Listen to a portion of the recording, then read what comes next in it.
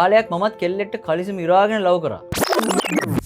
හැබැයි මට වඩා ඒ කෙල්ල ගැන දන්න අනිත් හැමෝම කිව්වා ඔක බඳින්නේ නෑ බං. කොච්චර කවුරු මොනා කිව්වා මම උන්ට කිව්වේ ඒකේ එහෙම නෑ බං. ඊපස්සේ මාත් එක්ක ඉද්දිත් තුනක්ම මාට්ටුණා. ඉතින් මං යහමකට ගන්න හැදුවා. ඒ මාට්ටුන හැම වෙලාවෙම කිව්වේ ආයෙ කරන්නේ නෑ කියලා. ඉතින් පාර සමාත් ඉල්ලුවා. අන්තිමට මාත් එක්කම එකටම ඉඳගෙන සල්ලිකාර සුගර් ඩැඩි කෙනෙක් එක්ක නෑ සුගර් අංකල් කෙනෙක් එක්ක ඒ කියන්න ගියා. එක පැත්තකින් දුකකුත් තිබ්බා. අනිත් පැත්තෙන් සතුටකුත් තිබ්බා. දුක තමයි මගේ අවුරුදු 5ක තිබ්බ කාලේ අපරාධ. සතුට තමයි මේ වගේ හොඳ ගතිගුණ තියෙන කෙල්ලෙක්ගෙන් බේරිච්ච එකට. මාස 4-5කට පස්සේද කොහොද මෙන්න මේකේ iPhone 15 නැද්ද කොහොද බැස්සුවා? ටුවර් එකටම ගෙවන්න තමයි ගන්න ඇත්තේ. මටත් එකක් ගන්න ඕන කියලා හිතුණා. මොකද? ගන්න පුළුවන් නම් මට කොච්චර පුළුවන්ද? ඊට පස්සේ මම පොල් ගහක් යටට වෙලා පෑ ගානක් කල්පනා කර හිටියා කොහොමද සල්ලි හම්බ කරලා ඉක්මනට iPhone 16 Pro Max එකක් ගන්න කියලා. එතකොටම මගේ ඔළුවට Apple ගෙඩියක් වැටුණා. මං කල්පනා කරා Apple ගෙඩිය කොහොමද බිමට වැටුනේ? ඒක පාවෙන්න තිබ්බනේ. මං ඒක ගැන පරීක්ෂණයක් කරන්න පටන් ගත්තා. මේ ඔය සීන් එක 1900 බර ගණන් වලම අයිසැක් නිව්ටන් ගුරුත්වාකර්ෂණ බලය හොයාගත්තා.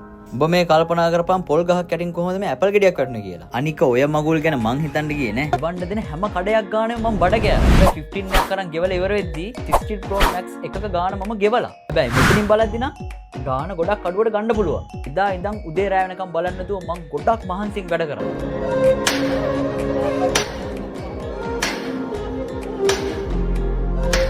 අන්තිමට කොහොම හරි මම සල්ලි ටික එකතු කරගත්තා. ඊට පස්සෙත් මම තව කඩවල් 4-5කට ගිහිල්ලා ගණන් බැලුවා. හැබැයි මෙන්න මෙතනින් විතරයි ගණන් අඩු වෙලා තිබ්බේ. මේ වෙන කොහෙවත් නෙවෙයි. බණ්ඩාරල CC එකේ තියෙන ස්ලිම් ටච් එක.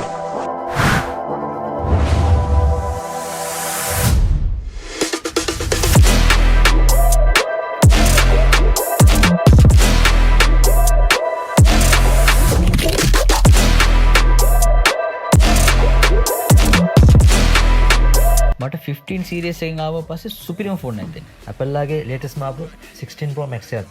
මේක කීයක් යනවද? ඔයාලට දෙන්නම් 3.50ක් දෙන්න ස්පෙෂල් ප්‍රයිස්. මේ ෆෝන් ටිකක් තියෙනවා. ඒකත් බලන්න. S25 Ultra එකක් තියෙනවා, Google Pixel එකක් තියෙනවා, Vivo V50 එකක් තියෙනවා, Nothing 2A එකක් තියෙනවා, නේ Z Fold 6 එකක් තියෙනවා.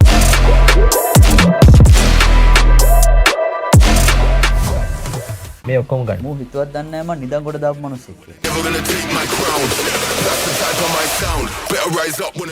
ඔයාලට ෆෝන්ස් ගෙවන්න දෙනවා කියලා උඩ පැන පැන යන්න නැතුව සල්ලි ටික එකතු කරලා අඩුම ගානට බණ්ඩාරවැල ස්ලිම් ටච් එකට ඇවිල්ලා වගකීමක් ඇතුව ඕනම මොබයිල් ෆෝන් එකක් අරන් යන්න. අරන් යන්න බැරි නම් තියලා හරි යන්න. හැබැයි සල්ලි ගෙවලා.